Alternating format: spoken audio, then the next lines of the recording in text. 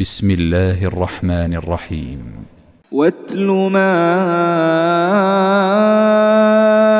أوحي إليك من كتاب ربك لا مبدل لكلماته ولن تجد من دونه ملتحدا واصبر نفسك مع الذين يدعون ربهم بالغداة والعشي يريدون وجهه ولا تعد عيناك عنهم تريد زينة الحياة الدنيا ولا تطع من أغفلنا قلبه عن ذكرنا واتبع هواه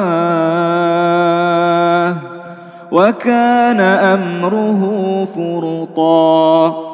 وقل الحق من ربكم فمن شاء فليؤمن ومن شاء فليكفر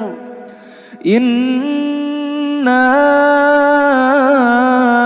أعتدنا للظالمين نارا أحاط بهم سرادقها وإن يستغيثوا يغاثوا بماء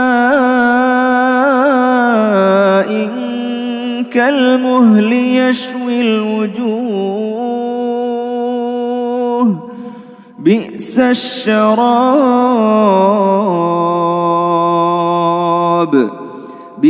الشراب وساءت مرتفقا.